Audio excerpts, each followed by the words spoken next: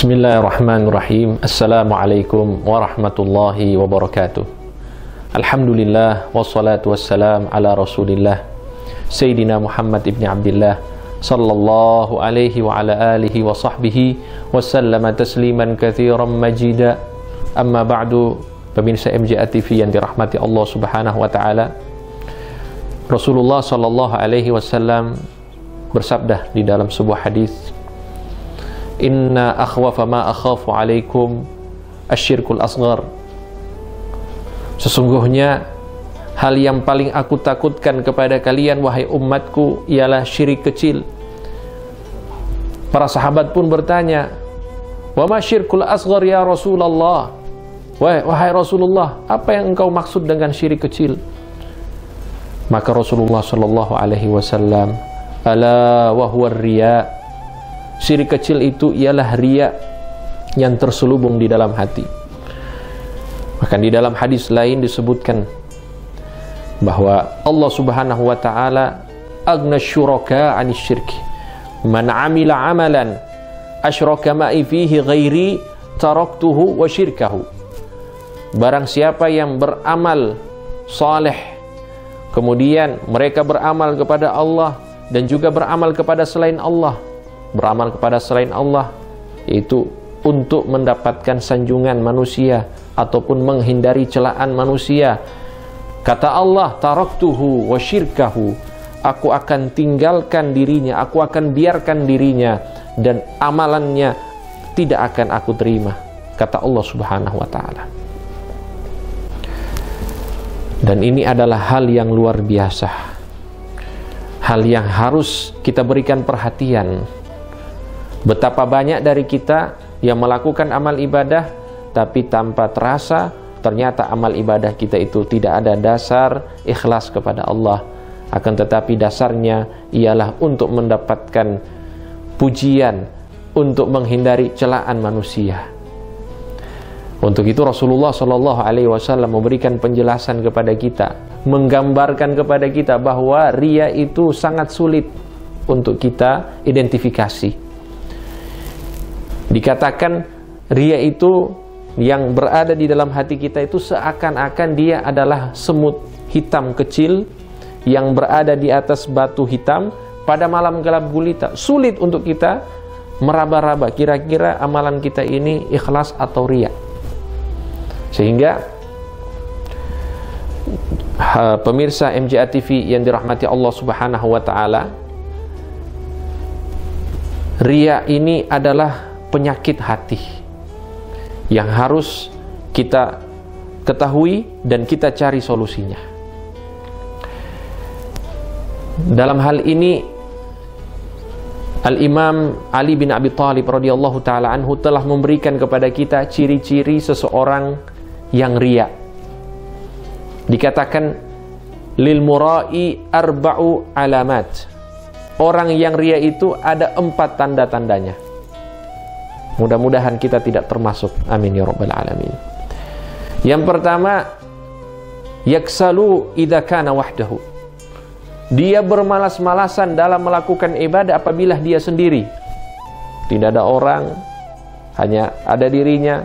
Biasanya dia melakukan ibadah pada waktu tertentu. Dia punya wirid sholat misalnya, dia punya wirid Quran misalnya, dia punya wirid zikir misalnya, yang dilakukan secara rutin. Ketika dia sendiri, dia malas. Ini ada tanda-tanda bahwa dia riya.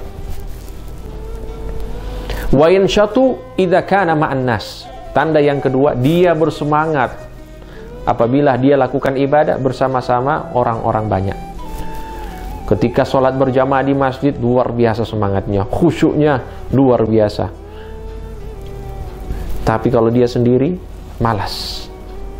Nah, ini termasuk indikator dari riya. Yang ketiga, dikatakan oleh Al-Imam Ali radhiyallahu taala anhu, wa yazidu fil amal idza uthniya alaihi. Dia akan menambah kadar amalannya apabila dia dipuji karena amalannya. Masya Allah, kamu ini ahli tahajud. Masya Allah, kamu ini orang yang gemar sedekah. Ketika disampaikan kepadanya sanjungan tersebut, dia semakin bersemangat, dia menambah dari sedekahnya, dia menambah dari jumlah rakaat sholatnya dan lain sebagainya.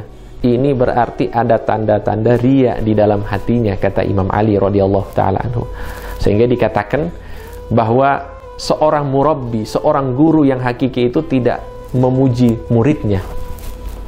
Seorang murabbi yang hakiki tidak memuji muridnya. Kalau dia memuji muridnya, maka pada hakikatnya murabbi itu menganggap orang tersebut bukan muridnya. Karena seorang murabbi dia membimbing.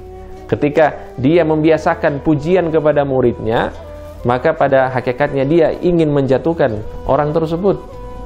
Nah, maka di sini orang yang di dalam dirinya terdapat tanda-tanda riya, ketika dipuji dia akan senang, dia akan bertambah dari dia akan menambah kadar dari amalannya. Dan yang terakhir dikatakan oleh Imam Ali, wa yanqusu idza dzumma bihi, dan dia akan mengurangi dari kadar amalannya apabila dia dicela karena amalan tersebut. Dia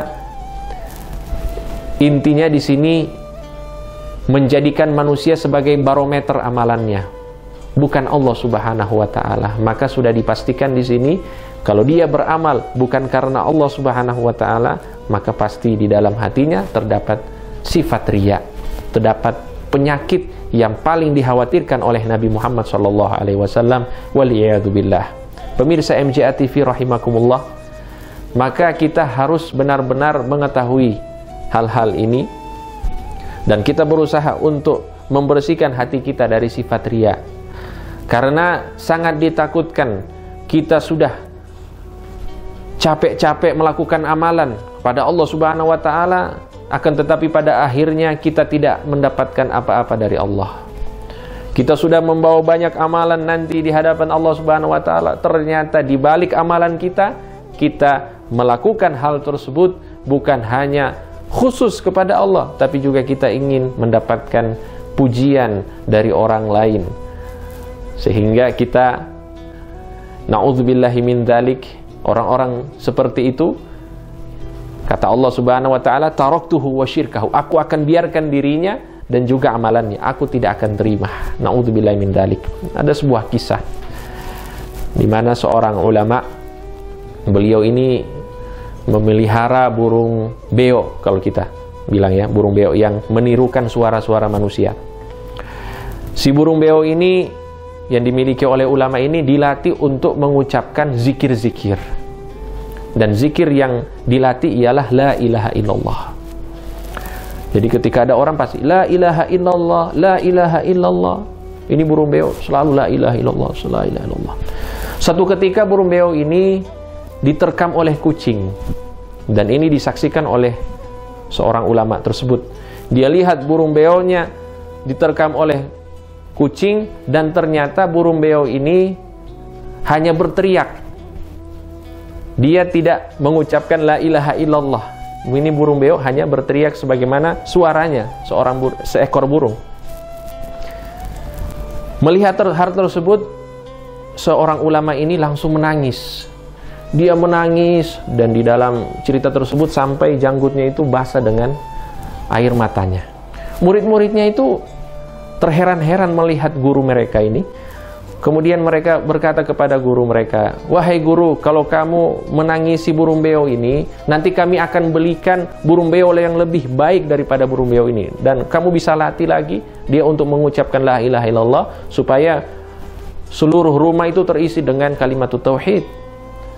Maka si ulama ini berkata kepada murid-muridnya, wahai muridku, sesungguhnya bukan itu yang aku tangisi.